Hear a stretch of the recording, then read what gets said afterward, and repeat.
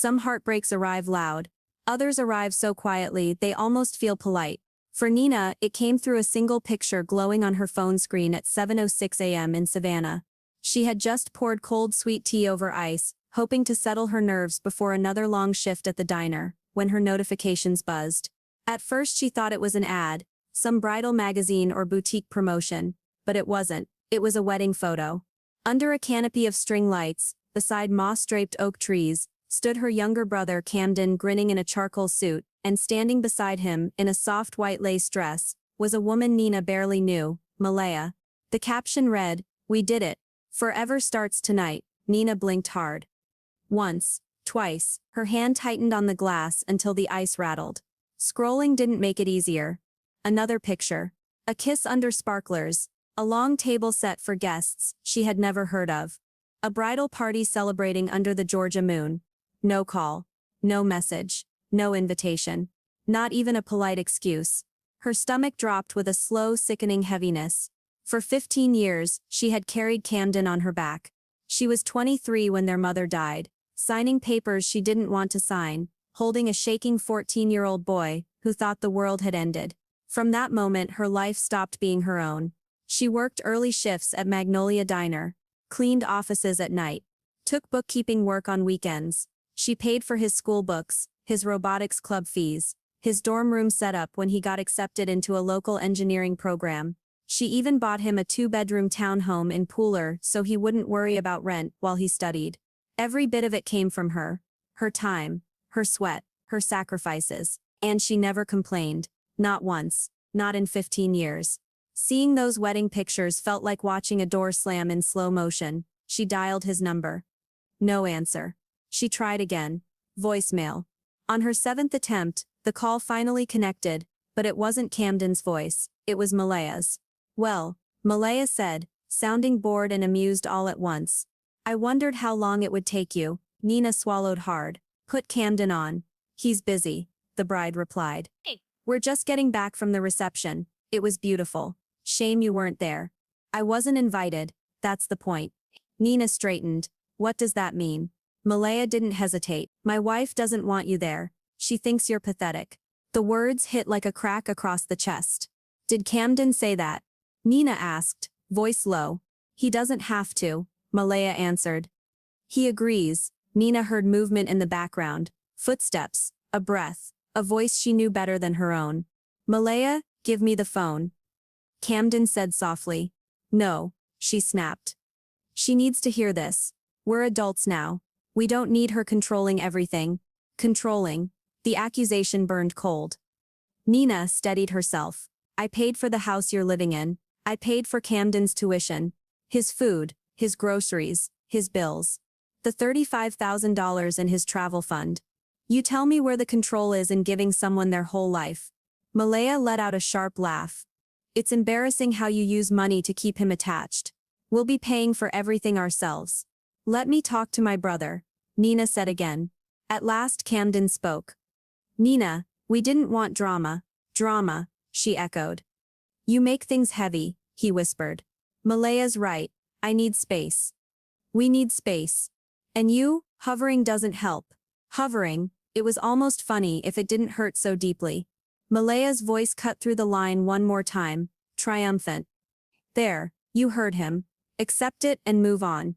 Then the call ended. The silence that followed felt heavier than grief. Nina stood alone in her small Savannah kitchen, staring at her own reflection in the dark screen of her phone. Her hair was pinned neatly. Her shirt was clean. Her makeup hadn't even smudged. She looked composed. Inside something had detonated. On instinct she grabbed her keys and drove to Pooler. To the home she had bought, to the home they were now emotionally honeymooning in. The summer heat wrapped around her the second she stepped out of the car. Cicadas buzzed. A lawn sprinkler hissed in a neighbor's yard. Everything looked painfully normal. She knocked. Malaya cracked the door open and leaned casually against the frame, a slow smirk stretching across her face. "You really came," she said. "I want to speak to Camden." "No." Malaya shook her head. "Whatever you have to say it right here. We're done with you barging into our lives." Behind her Camden stood with his hands shoved into his pockets, eyes glued to the floor. A grown man, choosing the smallest version of himself. Nina took in the scene for exactly 1 second. Then she turned around. She didn't argue. Didn't fight. Didn't defend herself. She simply walked away. Inside the elevator, the mirrored walls reflected a woman who looked calm, steady, composed. But inside her, something had gone ice cold. Not numb, clear. By the time she returned to Savannah, she wasn't the same woman who had woken up that morning. She walked straight to her small desk, opened her laptop, and typed the first line of a new spreadsheet, townhome. $289,000, under my name. The next line came easily. And the next, by sunrise. She knew exactly what she was going to do. And not even the Georgia heat could melt the resolve forming inside her. Nina didn't sleep that night. Not out of grief. Grief requires love, and something deeper than love had been severed. What kept her awake was clarity. The kind of clarity only betrayal can sharpen. Savannah was still dark when she sat at her kitchen table, laptop open, sweet tea watered down to nothing. The spreadsheet glowed like a quiet confession. Row by row, it showed the truth she had refused to see for years. Town home, purchased by Nina. Utilities, paid by Nina. Phone plan, in Nina's name. Streaming services, Nina's accounts. Credit card access, Nina added him.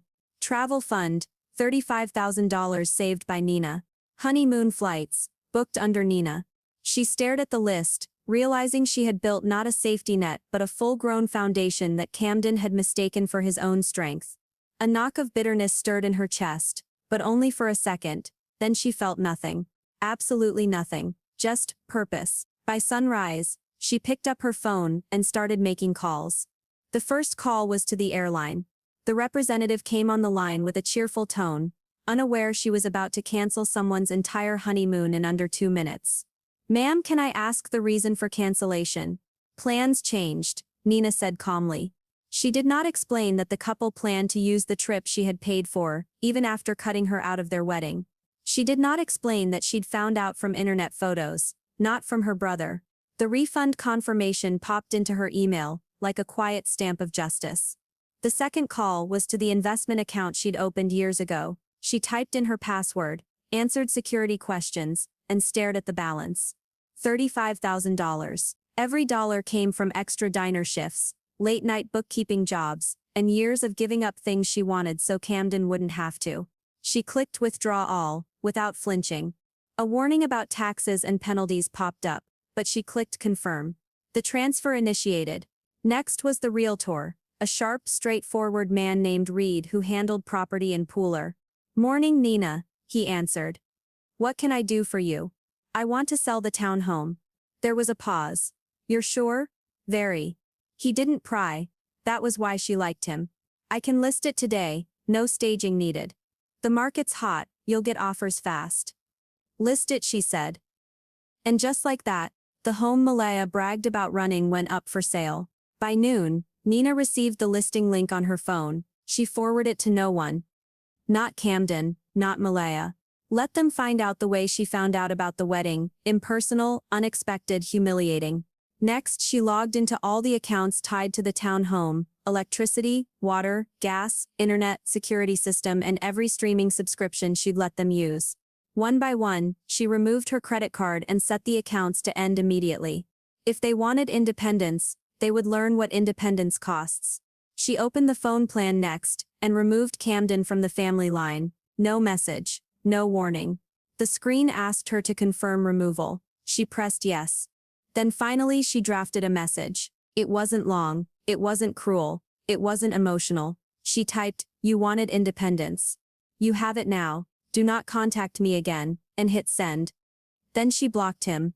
That afternoon, the first crack started showing on the other side. Her building manager from Pooler left a voicemail, voice tight with discomfort. Mina. Malaya came in here upset. Says there must be a mistake about the townhome listing. I told her we only follow the owner's instructions. Good, Nina thought. Let the humiliation settle in slowly. Let it simmer. Around 7 p.m., Reed called. "You won't believe this," he said. "We already have 2 offers. One is full cash above asking. Strong buyer, wants to close fast." How fast? 10 days. Take it, Reed didn't need more. You got it. I'll send the contract. Nina hung up and walked to her small balcony overlooking the Savannah marsh. The sun was dipping behind the water, spreading orange light across the city. She breathed in deeply. The next day, Reed texted. Buyer accepted, deposit received, contract signed. The townhome was no longer theirs. It had never been theirs. By the third day, the fallout intensified. Another voicemail from the Pooler manager, Nina. Camden and Malaya are demanding answers. They said the sale is an overreaction. They're upset utilities shut off. Internet's gone. Phone service is down. They say you went too far. I didn't know what to tell them. Nina laughed softly. A breath of disbelief and irony. Too far simply meant she'd stopped sacrificing her life for them. That evening, as she folded laundry, her phone buzzed with one last message. Nina, please call me. We need to talk. It's serious. The message couldn't get through. She had already blocked him. She folded her last towel, set it on the stack, and turned off her phone with a peace that didn't feel like revenge. It felt like release. In just 48 hours, the life Camden stood on had crumbled. Not because Nina struck him, but because she removed every pillow she had placed beneath him since he was 14, and he had no idea that the worst was still coming. The collapse didn't happen all at once. It arrived slowly, like a southern summer storm. First the sky darkens, then the wind shifts, then the downpour hits so hard you can't see the road in front of you. By the end of the first week, Malaya and Camden were already scrambling. The townhome, Nina's townhome, had an official notice on the front door from the property manager. Vacate within 10 days. New ownership pending. The utilities they took for granted were gone before they had time to adjust. No air conditioning in the Georgia heat. No lights. No hot water. No internet for Malaya to run her brand. She stormed into the property office twice, voice raised, makeup streaked from sweat. She accused the staff of lying, claimed Nina couldn't possibly do this, insisted there must be a mistake. But the documents didn't lie. Every paper showed one thing: Nina was the sole owner, and she had full authority. Camden tried calling Nina from different numbers, but nothing connected. She had blocked every route back to her. By the end of the second week, they were sleeping in an old motel on Highway 80, far from the polished image Malaya posted online. The motel had peeling paint, a flickering sign, and a damp smell that stuck to clothes. Malaya couldn't handle it. Her influencer dreams, her perfect image, her lavish posts, none of it fit inside a room with buzzing fluorescent lights and a stained carpet. She cracked first. During a sweltering Savannah afternoon, she packed her bags, walked out of the motel, and got into a car, driven by a man Nina didn't know, a man who apparently had more opportunity. Camden didn't even know she was leaving until he walked out of the bathroom and found her suitcase gone. She didn't leave a note, not even a text. She simply vanished. When Camden reached out to her, she blocked him too. The same taste of rejection he gave Nina had circled back to him, stronger, sharper, public. Within 3 weeks, Camden had burned through his last bit of savings. He moved to a rundown short-term rental outside Savannah, sharing a tiny space with 2 strangers he barely spoke to. He went from a fully furnished townhome to sharing a sagging sofa with a broken armrest. From a luxury honeymoon plan to microwaving cup noodles. From a life built on his sister's sacrifices to a life shaped by his own decisions. For the first time in his life, he felt the true weight of independence, and it crushed him. But Nina didn't know any of this. She wasn't tracking him, she wasn't curious. Her life had gotten quieter, sharper, steadier. She moved into a modest cottage near the Savannah marsh, small, warm, and truly hers. She spent mornings walking the riverbank, evenings journaling, afternoons working a new position as assistant manager at the diner. It wasn't glamorous, but she earned respect. She also booked a solo trip to the Smoky Mountains, her first getaway in years. Freedom, she learned, was not loud. It was soft and steady, like breathing without pain.